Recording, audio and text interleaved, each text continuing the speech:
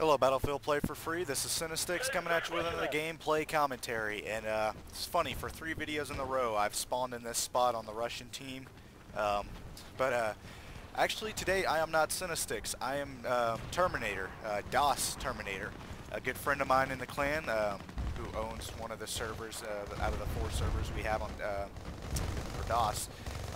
He's letting me borrow his account for benefit in making this PP-19 video, which he recently bought. Of course, he doesn't have the same things I do, but I'm going to go ahead and say what attachments he has. He put the precision barrel on here, the stabilized stock, and extra magazines. And I'm using the holo sight because so far from how I've been using it, I've preferred the holo sight.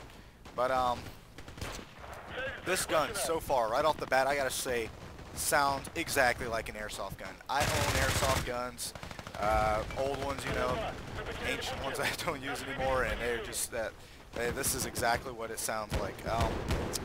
Not just that, I have to make a note about the reload. Right here, you'll see me reloading, and it is, for one, it's lame. It's kind of slow, but it's bearable, I guess. And but besides that, let's go on and start complimenting this weapon. First of all, great range, great accuracy, high rate of fire, a lot of ammunition. I believe 55 per magazine, and I'm using the extra mag, so that is really just excellent with this weapon. Extra magazine being that it already has so much ammo per magazine. And another thing, this weapon is just spot on accurate with that high rate of fire, that whether it be hip fire or just aim down sight. And aim down sight for it is pretty moderate as well for SMGs. As for the damage, I find so far this weapon has been in the 30s to 20s, so it's a lot higher than the MP5. Well, high 20s to high 30s to maybe the 40s. Which, as in my latest video of the MP5, it did about low 20s to 10s, and maybe highest was around 30. So this weapon definitely already beats the MP5. Also got to make a note. What I can really compare this to, since a lot of the weapons they've been releasing lately have seemed to be like crosses between several weapons they have. I'm going to go ahead and say this is the P-90 and the AKS-74U combined. I'm saying that because of the damage and the overall rate of fire and ammo capacity, which you can relate to from those 2 weapons if they were combined. As you can see here, I'm not doing too well with it. I'm not using it as much as I'd like to. I'd like to get more action with this gun, being that this is the first time I've used it. So, I actually used it around before this, and I went 6-0 with it before punkbuster came, but which wasn't a big deal. But all in all, really great weapon. As you see here, 1 magazine I was able to take out 3. Could have taken out more enemies. That last guy there, I don't know where the recoil was, but it seemed to go a little above his head. And wait up.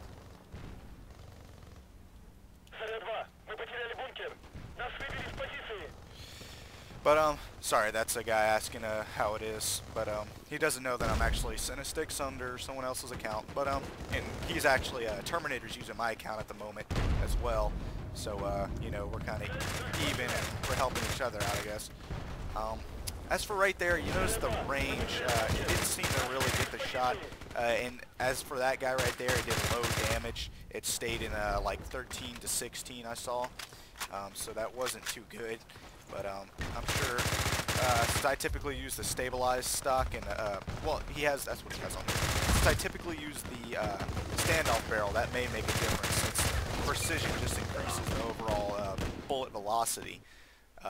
It won't really carry the damage over range. So the standoff barrel will definitely do that. But besides that, I think that's about all there is to say about this weapon. I'm just gonna go on and try my best to do what I can with this weapon and use it at its full potential. And here's another thing. That's what's good about it. See, you notice in a lot of my videos, I tend to reload a lot. So this weapon keeps me from having to do so, being that, you know, a whole magazine, depending on where your shot placement is, can take out a good bit of enemies, several, you know, so that's a great advantage with this weapon. Besides that, that's about all there's to say about this weapon, really. I'd suggest some casket mags for it. I also have those on his account that I could use, but chose not to.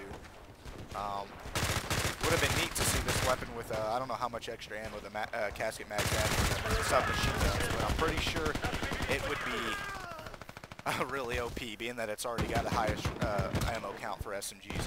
Of course, that's true, being that the P-90 does as well. It would probably be around the same with the casket mags.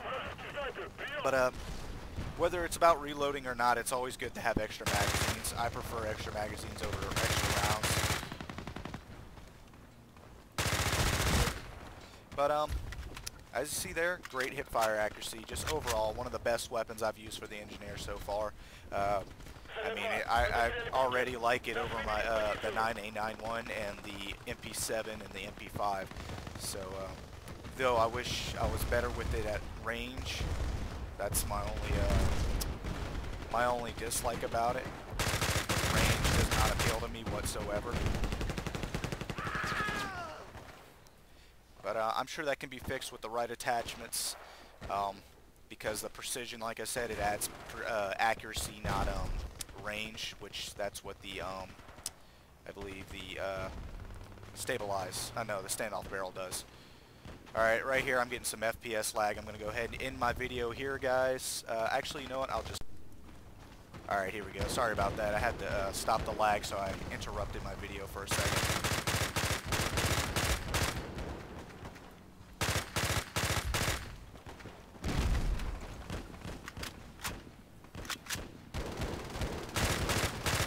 With much luck and possibly skill, I was able to get those kills at range right there, which I wouldn't have typically gotten. I wouldn't think so, because, I mean, so far I've not been too impressed with the range of this weapon. As you see there, the MP5 completely dominated me. Though I was going for several enemies, so I was at quite the disadvantage. Though, if with the in the right hands, someone could easily squad wipe with this weapon. I should have been able to do so, but it is a new weapon, first time using it, so just like the L96, how I had trouble in that video, you know, I'm still getting grief about that.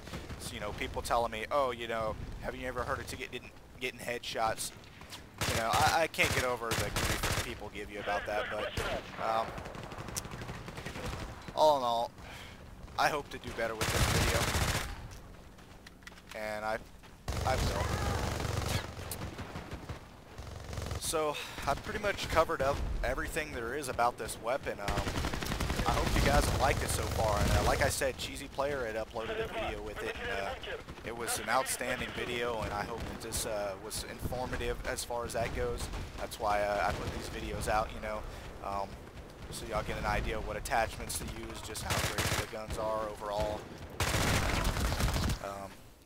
I'm really not doing that well because his button placements are different than mine, so that's just some lame excuse I have, but it's not as easy as, it feels like a whole new game right now, trying to use different button layout.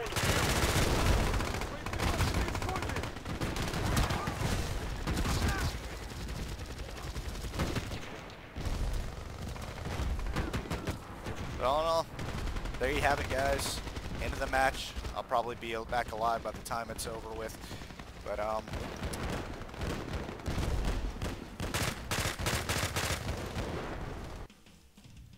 there you go. 23 and 11, not the best. I really need to get used to this weapon. I'm actually looking forward to buying it now. That's about all for this video, guys. Alright guys, I'm back. Obviously I'm still on Terminator's account. I actually took a break for a day before I started to finish this video. So after you saw the gameplay, I actually took a day in between to do this last part to go over everything. But I'm gonna go ahead and hop over to his inventory, and what what is it? Yeah, we had done the PP-19, and as I said, I'd used on his. Well, I actually used just the holo sight, precision barrel, stabilized stock. He has a CQC equipped, but I had the extra magazines, I believe. So I had the 3 extra magazines. But as for the stats of this weapon, it is high damage, medium accuracy, 55 rounds in just 2 magazines. That means 1 loaded in and the other in reserve.